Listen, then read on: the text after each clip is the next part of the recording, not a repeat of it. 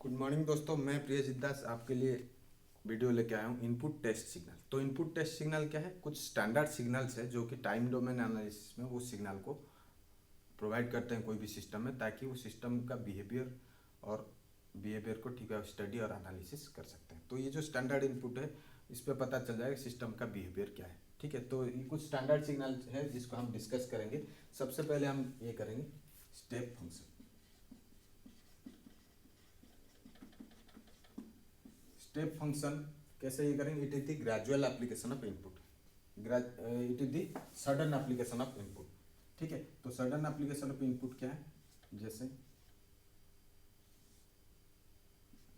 Are of T, ये are of T है और ये टाइम एक्सिस है। हम टाइम डोमेन एनालिसिस में ये करते हैं। ये मान लो एम्पलीट्यूड आर, तो इसको डिफाइन करोगे स्टेप फंक्शन को, अगर ये करोगे डिस्क्राइब करोगे r of t equal to r for T greater than equal to zero और zero for t less than zero. ठीक है, अगर if r equal to one, if r equal to 1, then this step function will be called as unit step function। ठीक है, तो r of t क्या हो जाएगा? r of t equal to r of t क्या हो जाएगा? 1। तो लाप्लास अगर दोनों में ले लेंगे r of t equal to Laplace of 1, तो ये क्या हो जाएगा? r of t क्या हो जाएगा? r of s equal to 1 by s। This is the step function और यूनिट स्टेप फंक्शन, और इसको बोल सकते हैं डिस्प्लेसमेंट फंक्शन भी बोलते हैं। ठीक है, unit step function also called as displacement function. ठीक है, तो नेक्स्ट हम डिस्कस करेंगे unit ramp function.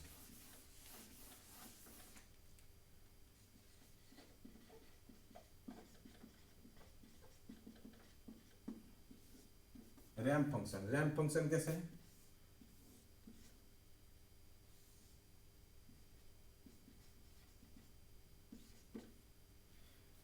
It is the gradual application of input. Input देखो कैसे, जो इनपुट का क्या है, लीनियरली ये वेरी करेगा।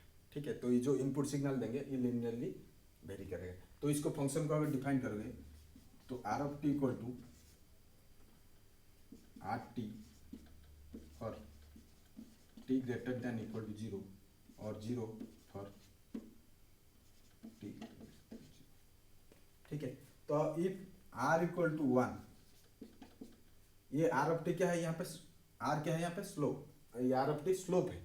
ठीक है, अगर आर 1 हो जाता है तो आर ऑफ टी क्या हो जाएगा? Are of T equal to T, और इसमें लाप्लास अप्लाई करेंगे तो दोनों साइड में, तो आर ऑफ टी क्या हो जाएगा? Are of T equal to Laplace of t. तो आर ऑफ एस क्या हो जाएगा? 1 बाई स्क्वायर। तो are of S equal to 1 by square. This is, अगर if r equal to 1, then ramp function will be called as unit ramp function, and r of S equal to 1 by square, this unit ramp function is also called as velocity function. ठीक है, तो are of S equal to 1 by square, और unit ramp function को velocity function ही बोलते हैं।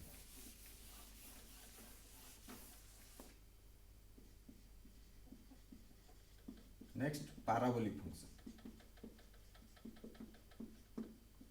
Parabolic function क्या है?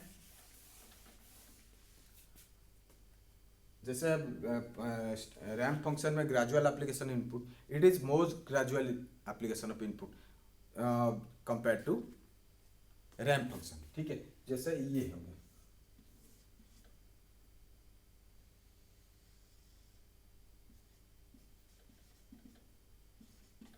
ठीक है, तो ये gradually more gradual application of input compare to ramp function. तो इस फंक्शन को अगर डिफाइन करोगे तो are of T equal to are t square by two for T greater than और equal to zero, zero for. तो अगर if r equal to 1, then r of this parabolic function will be called as unit parabolic function. That means r of t equal to what? T square by 2. This is called unit parabolic function. ठीक है, अगर r का value 1 हो जाएगा तो unit parabolic function हो जाएगा। और इसमें अगर apply Laplace to both the sides तो r of t Laplace of r of t equal to Laplace of t square by 2। तो r of t को क्या लिख सकते हैं? r of s equal to 1 by s, 1 by s cube. This is called acceleration function. Unit parabolic function is also called as unit acceleration function, क्योंकि parabolic function में अगर r का value 1 हो जाता है तो it will be called as unit parabolic function, and this unit parabolic function is also called as acceleration function. ठीक है।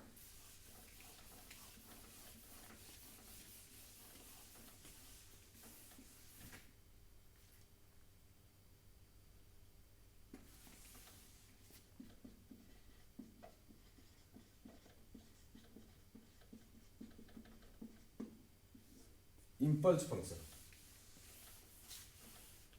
ये भी सडन स्मॉल इंटरवल तक एक शॉर्ट ड्यूरेशन तक एक सिग्नल प्रोवाइड किया जाता है। ठीक है, तो इम्पल्स फंक्शन जो है, इम्पल्स फंक्शन ऐसा है, इसको अगर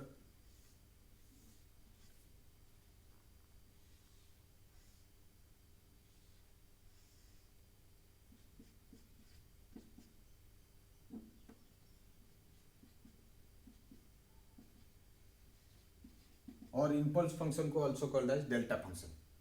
ठीक है, तो डेल्टा फंक्शन ही बोलते हैं इसको हम, इसलिए डेल ले ली है यहाँ पे। ठीक है, ये टाइम एक्सिस है। तो यहाँ पे देखो, अगर इस एरिया को देखेंगे तो ये क्या होगा, ये एरिया क्या हो जाएगा इस केस में यूनिट इम्पल्स फंक्शन का, तो ये एरिया क्या हो जाएगा 1 बाई टी इंटू टी, तो टी टी कैंसिल हो गया, क्या हो गया 1। और इस एरिया को देखेंगे, ये जो एरिया है, ये कंप्लीट एरिया को देखेंगे तो ये जो एरिया अगर देखेंगे तो ये क्या हो गया टी बाई 2 इंटू ये क्या है 2 बाई टी है। ठीक है, ये एरिया को देखेंगे तो टी बाई 2 और 2 बाई टी है, तो एम्पलीट्यूड 2 बाई टी, तो ये क्या हो जाएगा 2 बाई टी, तो टी टी कैंसिल हो गया, तो एरिया क्या है। तो generally impulse function having magnitude 1 और area always should be unity, area सब समय में यूनिटी होना चाहिए। और ये जो फंक्शन को जैसे देखो, जैसे जैसे जो विड्थ है कम होता जा रहा है उतना एम्पलीट्यूड बढ़ता जा रहा है।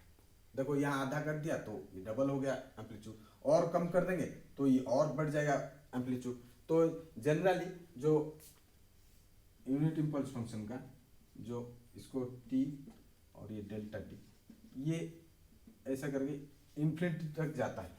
जैसे जैसे एम्पलीट्यूड विड्थ कम होगा तो ये इसका एम्पलीट्यूड क्या होगा टुवर्ड्स इन्फिनिटी जाएगा, तो ये स्मॉल ड्यूरेशन तक जाता है सिग्नल अप्लाई करते हैं। ठीक है, तो इसको अगर इस फंक्शन को अगर डिस्क्राइब करें तो डेल्टा टी इक्वल टू क्या होगा इन्फिनिटी पर टी इक्वल टू 0 और 0 for T not equal to. Infinity कब होगा, ये इन्फिनिटी एम्पलीट्यूड तक जाएगा, क्योंकि जैसे जैसे पता चला जैसे जैसे इसका विड्थ कम हो रहा है वैसे वैसे एम्पलीट्यूड बढ़ता जा रहा है। तो इम्पल्स फंक्शन जो है वो यूनिट स्टेप फंक्शन से भी डिराइव हुआ है। तो Laplace of unit impulse function equal to Laplace of D by D T of unit step function. तो यूनिट इम्पल्स फंक्शन क्या हो जाएगा, इसमें लैप्लास अप्लाई करें तो यूनिट इम्पल्स फंक्शन